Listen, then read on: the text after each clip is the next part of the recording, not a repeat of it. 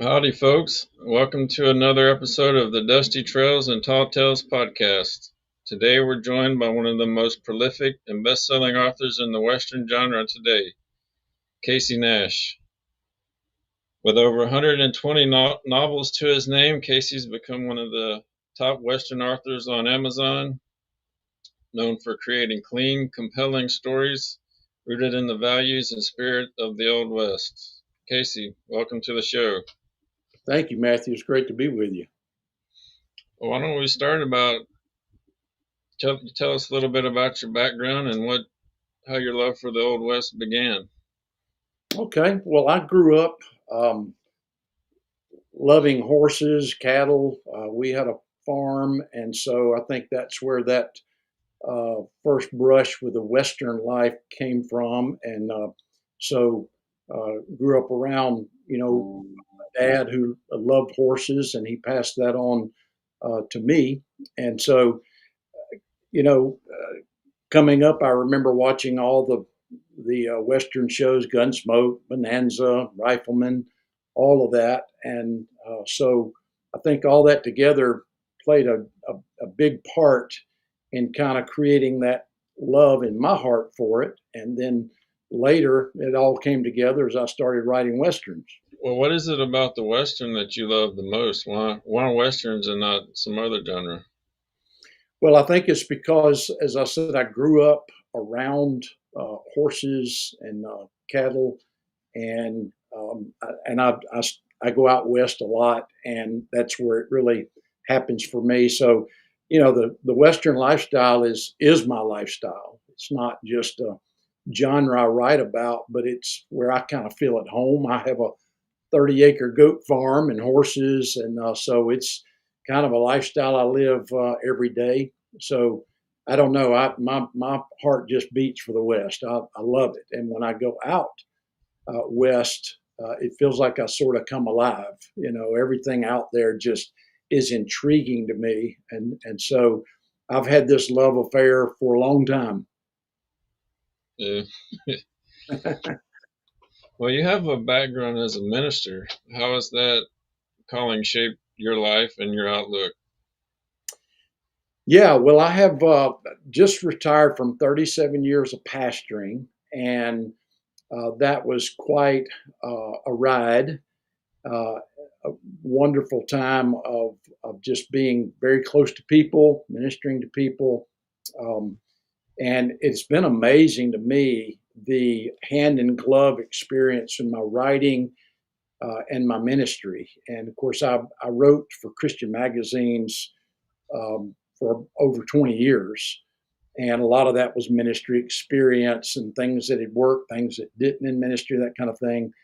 And then when I started writing westerns back in 2014, it amazed me of so many experiences I had with people that now are in my stories. So obviously, I've changed their names, and it's a little bit of this and a little bit of that, but it makes for a great story. And I think it helps my story stay grounded and rooted in reality.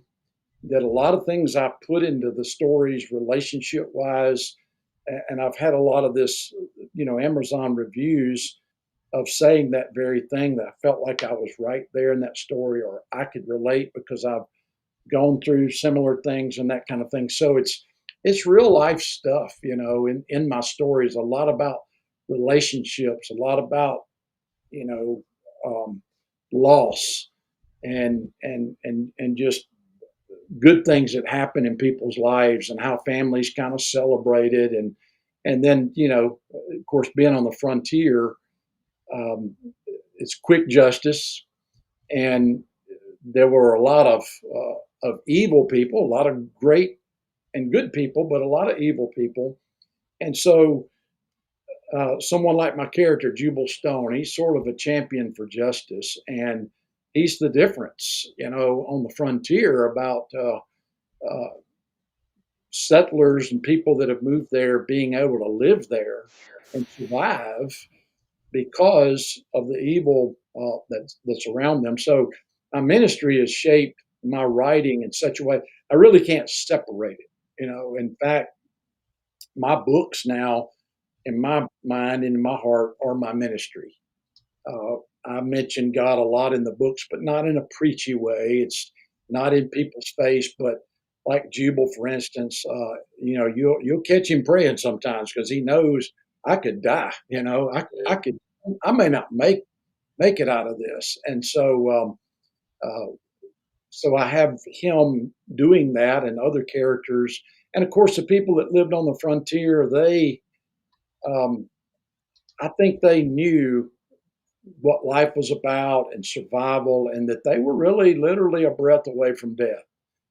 And yeah, so I think God was such a part of their lives. They didn't have to switch gears. It's just that we're trying to survive. Lord, you brought us here, help us make it. That kind of thing. yeah. Are there any moral or spiritual themes that you try to weave into your stories?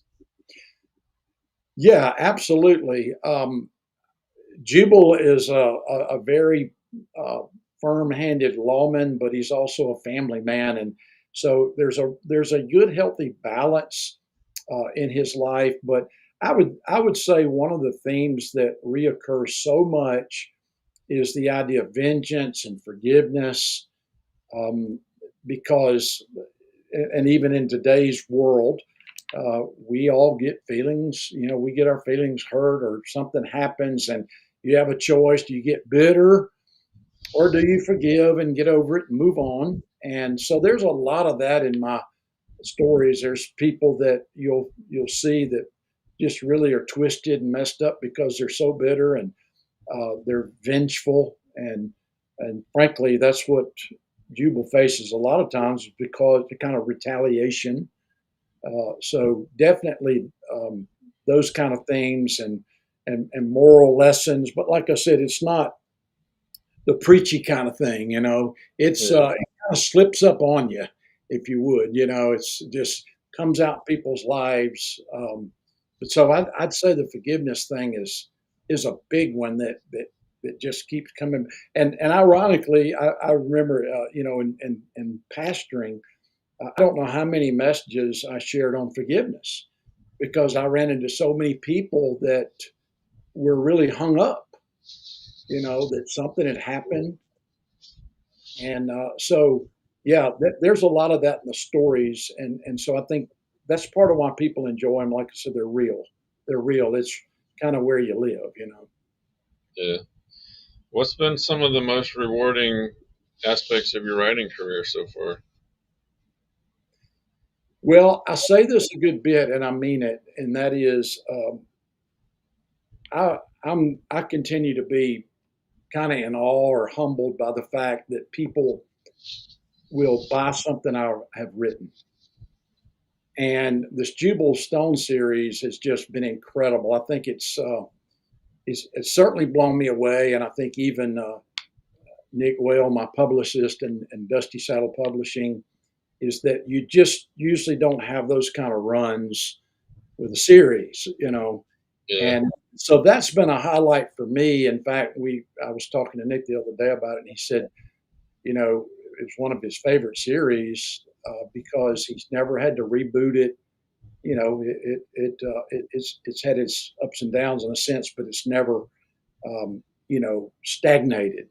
And yeah, we keep it new, we keep it fresh. It's kind of fresh blood.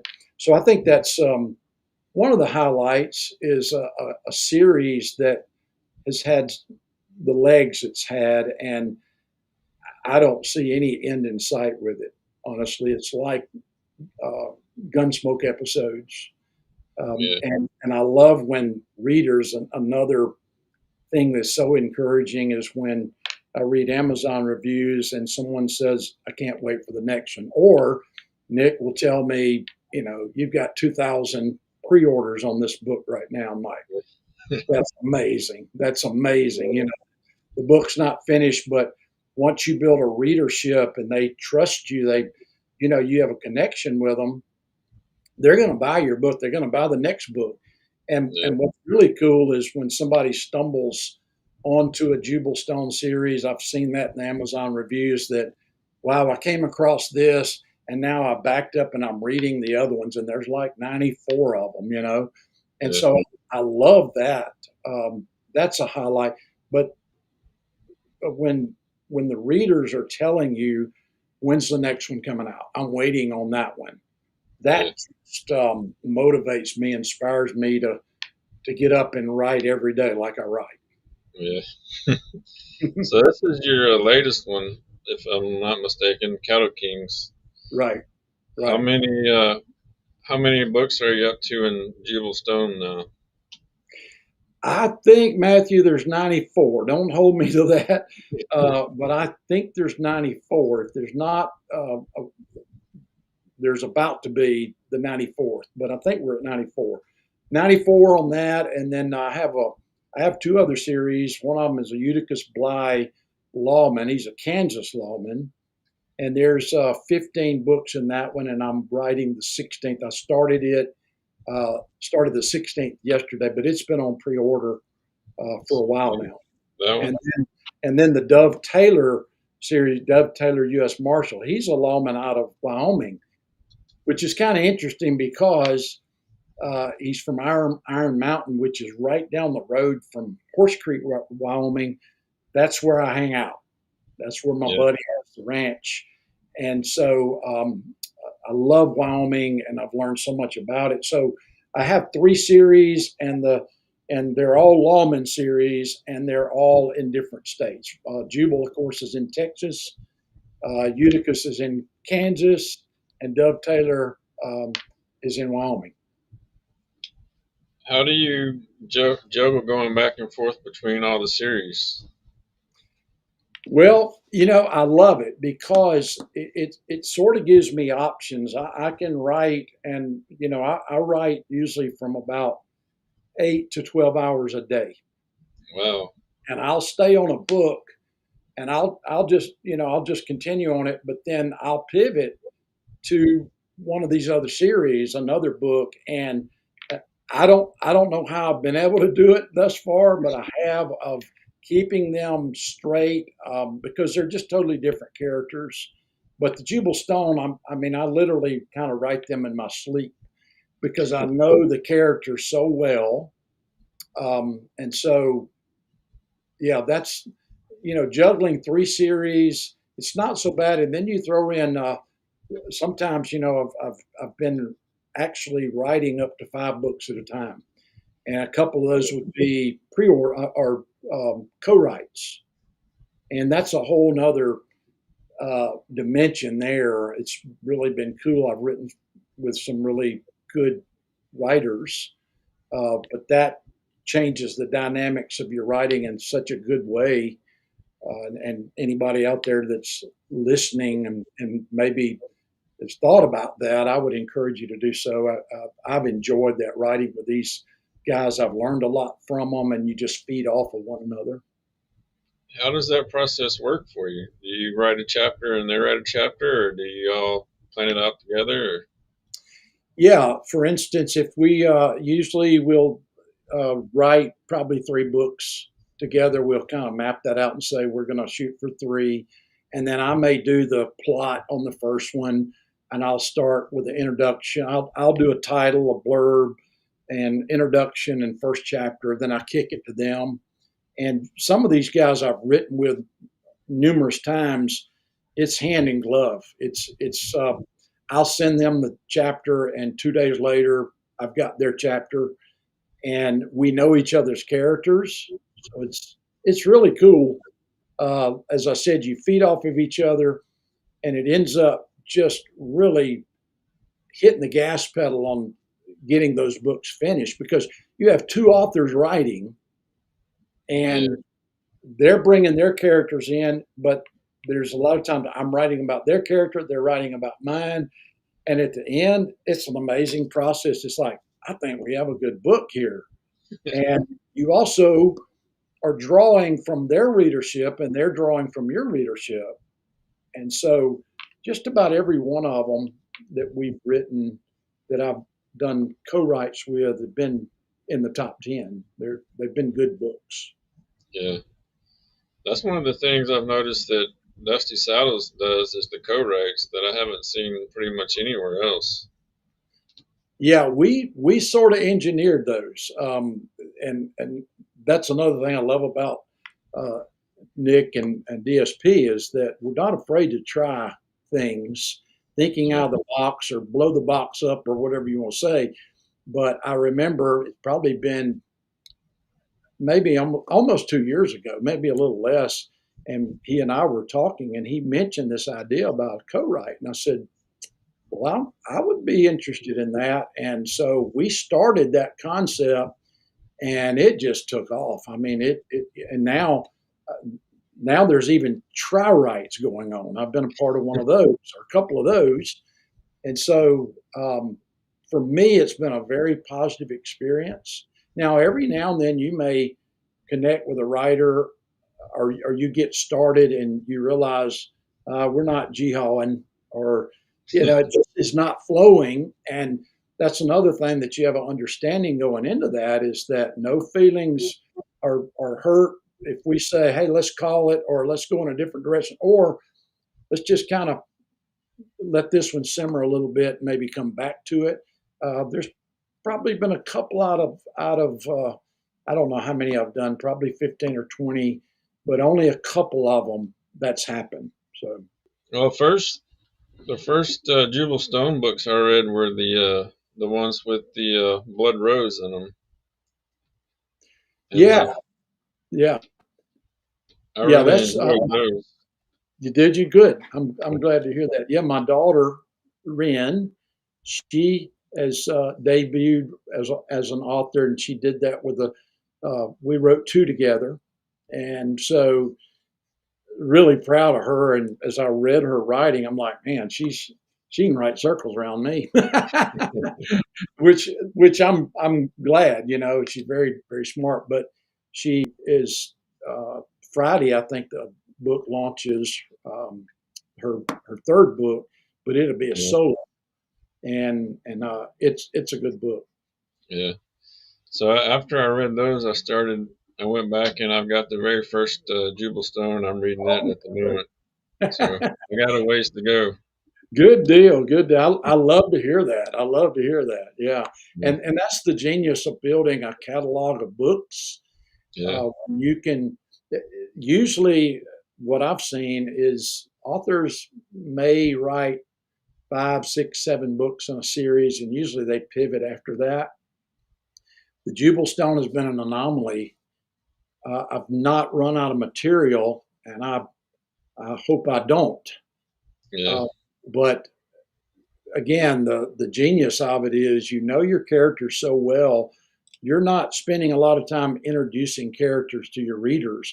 In fact, I've done a little bit of that sometimes backing up, and my readers that catch me and they'll say, I know these characters. You don't have to repeat them, but I'm always thinking too that if somebody comes into the middle of the series and they don't know, you try to give them little hints, a little backstory. yeah, So your readers, though, it's interesting. I love it because when they get connected, they're committed to that series, and they know your characters about as well as you do. yeah, If you say something out of character, like that's another thing about co-writes, is you have to be careful that your co-writer know if he or she is going to write about your character, it better be spot on yeah. because you will hear about it. Well, how do you keep since you're not over 90 books into that series? How do you keep each story fresh and unique going forward? Well, I think it's part of it. My mind is going all the time, and I'm constantly thinking of different characters to introduce into the Jubal story. And I don't know, Matthew, it's the weirdest thing. It just doesn't get old with me. In fact, Nick, my publicist, asked me the other day, and I don't think anybody's asked me that question, but he said, do you ever start a book and you stop and you just do another one, or start over? And I said, I haven't done that in over 2 years. Hmm. It's like sort of hitting the bullseye. And I really thank the Lord for that. He's given me a active imagination. And Yeah. so, and Texas is big, and Texans love big stories, and Jubal's a big deal, and there's just a lot more stories to tell in the Jubal Stone series. So I just don't run out of ideas or thoughts, but I do discipline myself to be thinking ahead. Like with the pre-orders, they give me such direction when usually all I need is an idea about a book. Mm, And for me, and this is kind of weird because I've talked to different authors, and some of them will get halfway into a book before they know the title. I know the title 5 minutes after I've had the idea about the book, and it's going to be a driving factor. It's kind of funny. In one of the co-writes, I I, I knew I knew how the story was going to end, and sometimes I do, and sometimes I don't. But this one, I knew that the guy, the antagonist that Jubal and the other lawman was after, I knew they were going to catch him, and but it was titled "Dancing with a Dead Man," and so it was kind of humorous. We got halfway into the story, and my co-writer said, "You think we ought to change the title?" I said, "No, just hang with me, hang on." And we got close to the end, and of course, Jubal and this lawman had kind of corralled this guy, and he was pretty much having his last dance. So that's where that came in. Dance, kind of looking at the lady dancing with him and saying, "You're dancing with a dead man," you know. yeah. That's kind of how I write. I don't really outline anything. I just have like an idea for the ending that I want to write toward, and then the title kind of. I usually have that before I start, but Right, not right. always. So that's what is known as a pantser. Yeah. That's what I am. Now, I have used outlines, especially with co-writers who wanted an outline, and I'm not against them. It's just that it doesn't work for me as well as just being free-handed, just sitting down and just letting the horses Yeah. run. I love that, and it's a crazy experience. It's almost like a high in itself when I start writing, and and I look up. I mean, I've had some 12,000 word days lately, Yeah. and I look up and I'm like, I can't believe what time it is, and I can't believe how this story has like a serpentine, is just like Yeah. that. But it's making sense. It's getting good, and I don't know. I get pumped as I'm writing, Yeah. uh, especially when I've created something there and I'm looking. I'm like, oh, I like that. I like that. That's like Louis L'Amour said. He has to write to find out what happens next. That's the fun part. Exactly. Exactly. Yeah. Well, tell us a little bit about how Eutychus Bly differs from Jubal Stone. Yeah, that's an interesting story, and I love Eutychus because he comes from a pacifist background. He's raised by very devout religious parents, but they came up during the era where there's a lot of land grabbers, and they lost their homesteads a couple of times. And in fact, Eutychus even lost his baby brother to a fire that a land grabber set.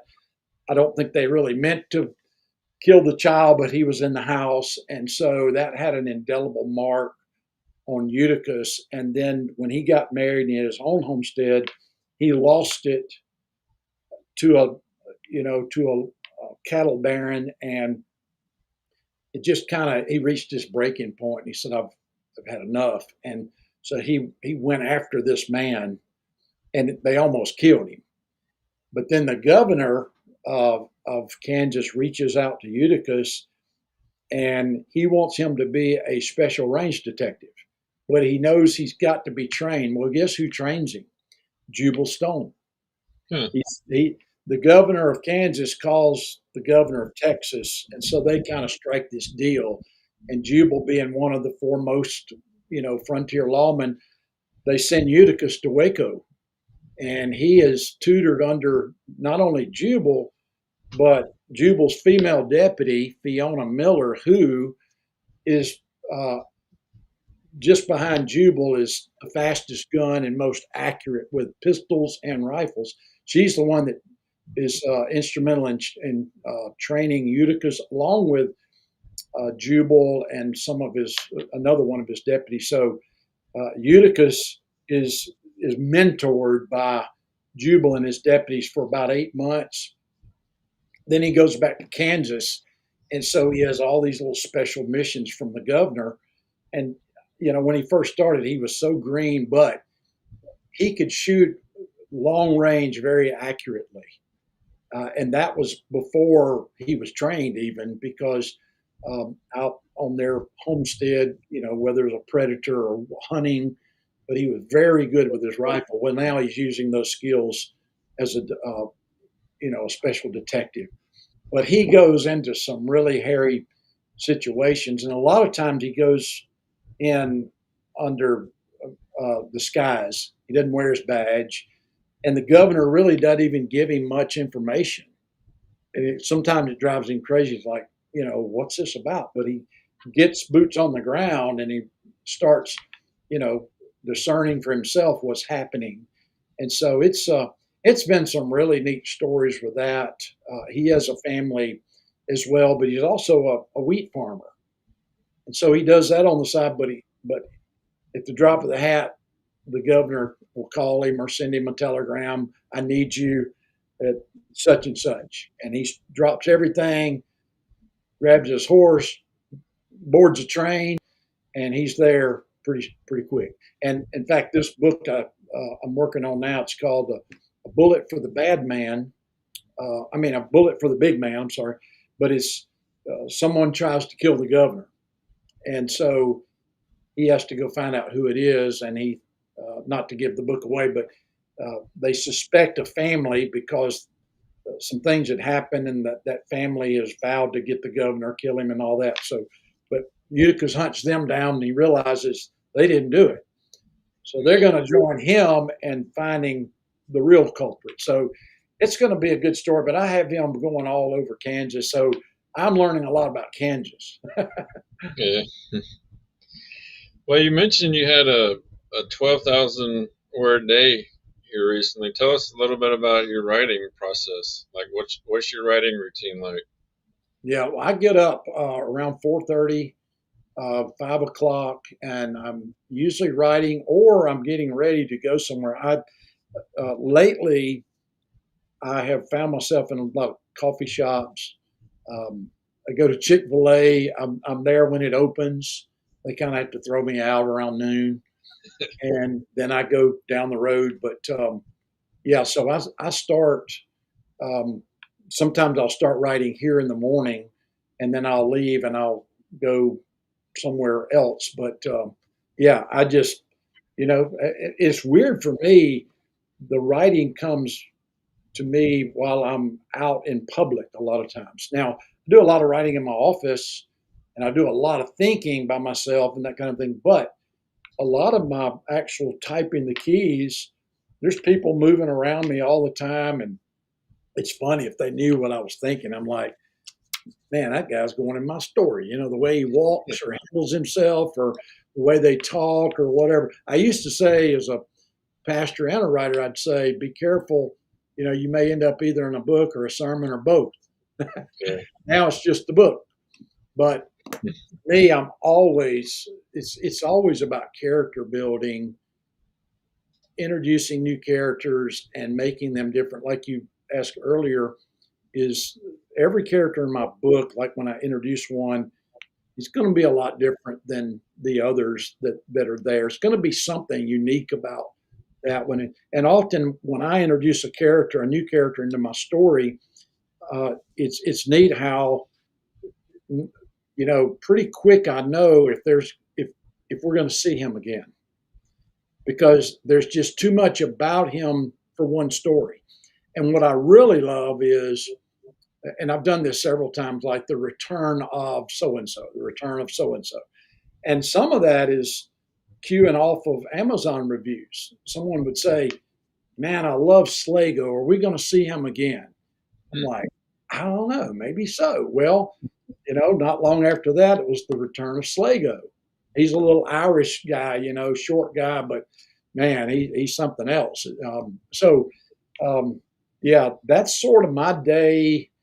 It begins early, and I just stay with it. It's to me, it's a discipline. Yeah. It's that you've got to be committed. I've had this conversation a lot lately about the difference between hobby writers and professional writers, and everybody I think probably starts out as a hobby writer. Like, I want to write a book. Yeah. I want it published, and I remember that, man. There's just nothing like that. But then it's like, okay, where do you go from here? And then you start writing. But like I said, my whole concept of writing has changed, and now it's full time. It's every day, but the weekends I do, take a break, a breather, or whatever, because you've got to do that. Yeah. But for me, it's an everyday. It's my job, and I can't say every morning I wake up and say, let's go. I'm ready to write. Sometimes I'm like, I wouldn't mind sleeping in this morning. But I'm like, these titles start playing in my mind. I'm like, I've got pre-orders. I've got, deadlines to meet, and books to write. So sometimes I'm my worst own enemy. Like, I push myself. My wife like, you need to take a break. Just relax. I'm like, Yeah. I can't. How many books? How long does it take you to write a book generally? Well, here lately, I guess in the last couple of months, I've sort of gauged this. I write somewhere around 1,000 words an hour. That's what and I really didn't set out there. I just started thinking one day. I'm like, okay, I wrote 12,000 words today, and there's about 11 hours and something to do that. And so I did that. I've done that several times lately. 12,000 is sort of my high point. Yeah, Uh, that's incredible. that's a lot of words, isn't it? And Yeah. so, um, yeah. So about 1,000 words an hour, and sometimes the wind gets to my back, and I can do a little more than that. And so yeah, that's kind of what a day looks like for me. I don't write every day is not 12,000 words, because you've got to factor in your research. You've got to factor in time with your publicist, your publisher. Yeah. You've got to be working in tandem. They're like cylinders. They've all got to be hitting on each other. And I love that. I'm a multitasker, not only with books, but with other projects. There's a lot more going on than these books, you know. Yeah. And I'm just that really uh, pumps me up and keeps me going. I'm kind of an entrepreneur at heart, just doing several different things. And my goal is I want to reach my potential. I want to be the best, but not for like popularity or a title or whatever. But I want to know within myself that I did the best I could with the talent God gave me, with the opportunities He's given me. I just want to finish well. you know, Yeah. Did you do any writing today? How many words did you get in? I wrote this morning some. I had some other things to do, kind of queuing up some other projects. But yeah, I was at Chick-fil-A early this morning, writing.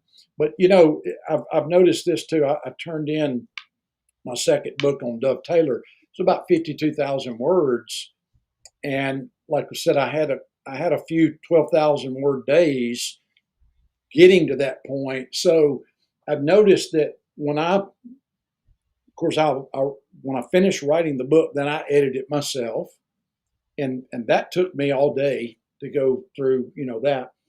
Then when I submit it, I sort of catch my breath, and I kind of give myself permission to, okay, relax a couple of hours, few hours, and reset. And then Yeah. the next day usually is going to be all right, let's get back after it. So Yeah. it's sort of a relief. Like when I send that book in to my editor, I'm like, you know, Well, how did you decide to make the jump from writing articles to writing westerns? What was your very first writing experience? What was that like? Well, when I was writing for Christian magazines, that was a thrill in itself. Of when the first article I ever submitted was published, and then I started writing with numerous magazines. Uh, but in 2013, that's when it sort of all this was playing in my mind, and I share the story of really. I think the genesis of it was I was reading a book. It's called Start by John Acuff, and he was talking about when Katrina hit and destroyed so much, and he was talking about all the new entrepreneurs that were born out of that experience. And in the book, he asked the question, um, "What is the one thing you've been wanting to do, but you just haven't done it?" And in my mind, the Western novel popped, and I thought I'd like to write a Western novel, but then I was like, I don't know, I don't even know where to begin with that. Yeah. And so this is the funny thing about it. I tell this story a lot, but um, I got about 90% finished with that book before I even told my wife I was writing it, because I really thought this may be the dumbest thing I've ever done. Yeah. And so when I finished it, I mean, she was surprised I was writing one, but when I finished it, I handed her the manuscript. I said, I want to know what you think. So she spent most of the day, all that day reading it. And I tell this because it's funny that she came into where I was and she was kind of crying. And I said, was it that bad? She said, no, it was that good. And I'm like, Yeah. oh my goodness, because she's really good in English and very smart. And so, coming from her, that meant a lot. She had some constructive criticism for me. And that was good. That was good. So that's where that started. And I got some really neat responses from that. That first series was called Miracle at Collar Spring Ranch. And that first book, and I've heard a lot of people say this, authors, that you know, if I sat down and read that book today, I'd cringe. It's so amateurish. I'm like, oh man, he said this and he said that and he said this and Yeah. But it's been one of those books though that I received so much feedback because it really did have a powerful spiritual thrust to it. But it was a contemporary Western. Yeah. But what I did was, and then I wrote a second one. I wrote the sequel, and then people are, when is the third one coming? And I'm like, a third one? I'm like, oh my goodness. So I wrote a prequel to that book, that series. And I brought them, like in the 1700s, I brought them, across the ocean. And I did all that research, and it was so cool. So I wrote, I think, 6 books in that series. Yeah. Um, and um, then I got connected with Nick not long after that, and we sort of, went in these directions we're going now. So, but I would say also, like I mentioned, just if you're writing any genre, but westerns, keep writing them. Just write, Yeah. write, write. Um, that's what I do, and you get better. You get better, and it's Yeah. encouraging. You can see when people tell you, even other authors tell you, you're published, whatever, man, you're nailing it. You're Yeah. hitting.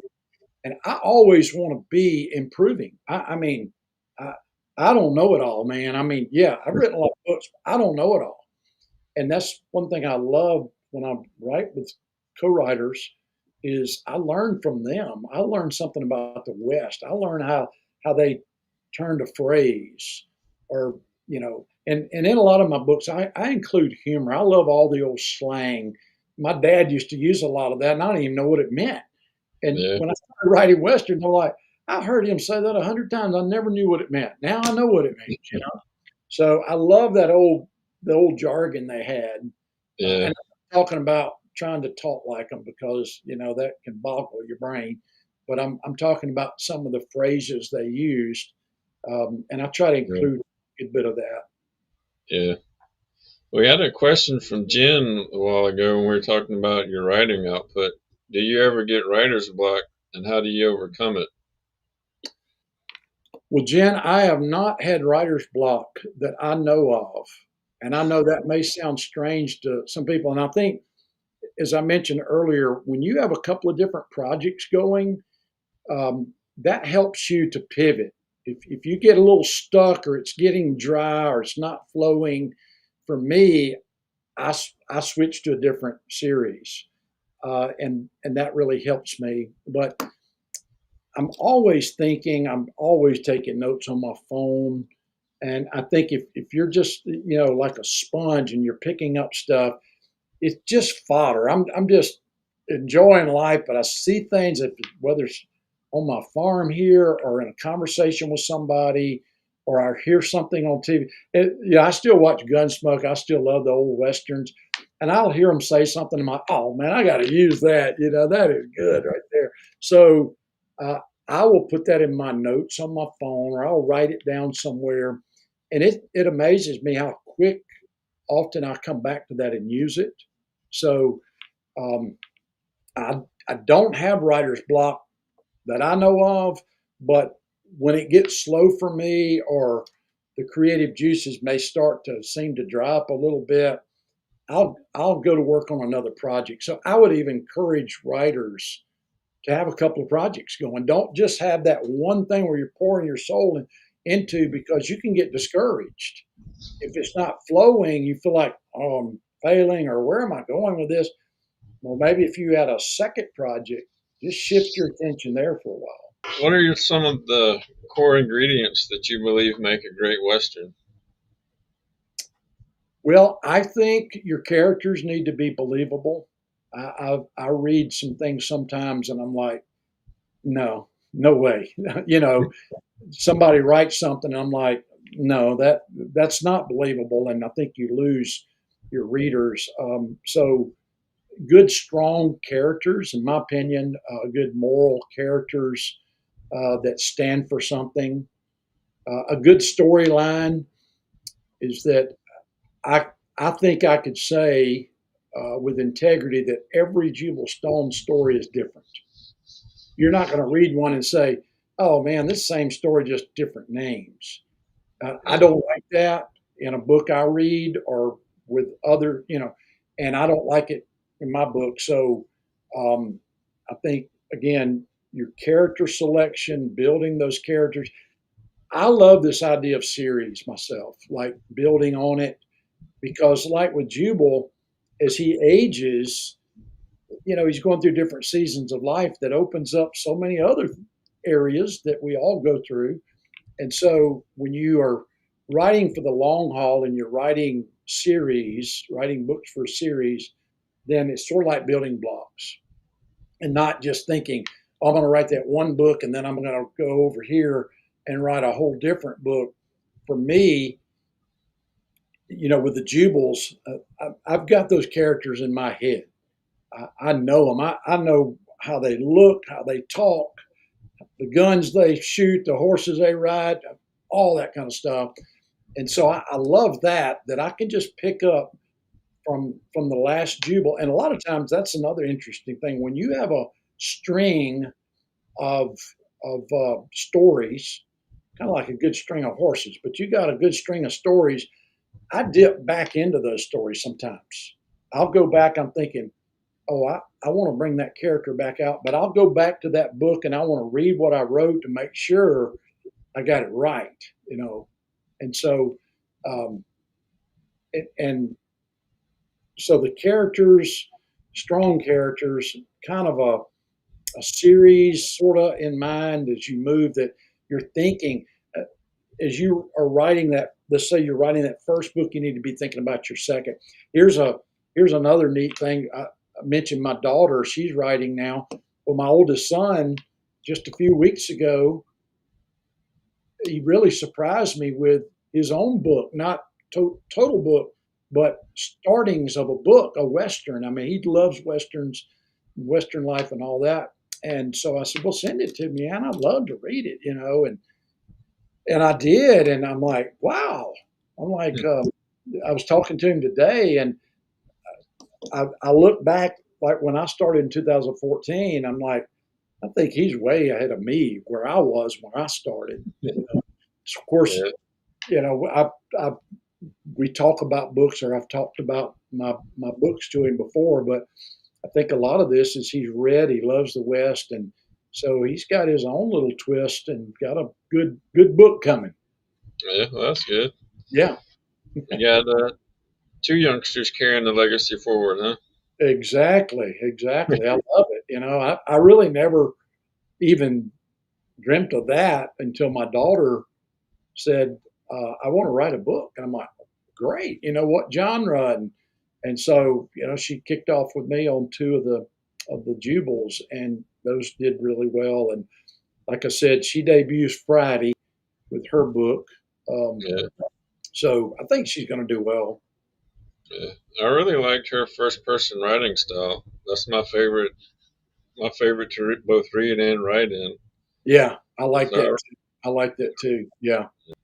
we got a question from Mike. Just, says your books often reference specific locations and historical details. How much research goes into crafting your stories to ensure historical accuracy? That's a great question. I do a lot of research, a lot of reading, a lot of reading online about places. I love all the ghost towns, by the way. There's man, I thought about a series just on ghost towns. I mean, there's hundreds of them, Oh yeah, but I love to read and pick up everything that's going on there because not only location, but caliber of guns and really what was going on in history then. That's another area your readers will bust you. yeah, They'll do it quick if you mention a caliber of gun and they say that wasn't around or it was the such and such, and so yeah, uh, I try to get it right, but probably 97% of the locations I mention in my stories are real locations, or they were at one time. Every now and then, I have to make up a town to make that story work. You know, yeah, so yeah, I love being accurate historically with the locations, but also time frame. Here's a humorous thing I came across, and it just blew me away. That Dr. Pepper was it was discovered in Waco, Texas, in 1885. So that's hmm, Jubal's time. So they're yeah, drinking Dr. Peppers, you know, in the bar, but they have a different. I'm trying to think of what that was, what they call that, but that surprised me because I didn't think Dr. Pepper was that old. yeah, But when you look back, it is. So I brought that up several times. Like people come to Waco and they have that drink. Well, they've never tasted that before. So it's those little twists that people enjoy. Like, oh, I yeah. didn't know that. Well, what advice would you give for aspiring Western authors who want to follow in your footsteps? Well, I hope they'll aim higher than my footsteps. But um, encouragement. Everybody needs encouragement, and when you first start, you're sort of vulnerable.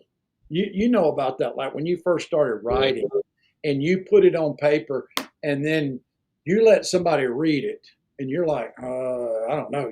So get over that fear. Be a confident writer. Be always learning. Nobody knows it all. Nobody. Um, and and have discipline in your writing because I run across so many people. I used to more so than now when I was doing a lot of book signings, which I hope in the future I can get back to those because I thoroughly enjoyed it. But I'm sure you've run across people that say, "Man, I've wanted to write a book for 10 years, 15 years, 20 years." I'm like, "Why haven't you done it?" You know, yeah, and so it's sometimes it's just somebody coming along and giving you a nice gentle boot, forward and saying, "Okay, well, get cracking on it." Do the first draft, start writing it, but discipline yourself. Where I think you have to determine too is, do you want to do writing for a living, or is it for your pleasure, or is it somewhere kind of in between? I think those are some things you have to figure out, because if you're writing professionally, uh, you got to be moving. It's work. It's work. It's Yeah. going to tax your brain and your body, and you're kind of only as good as your last book.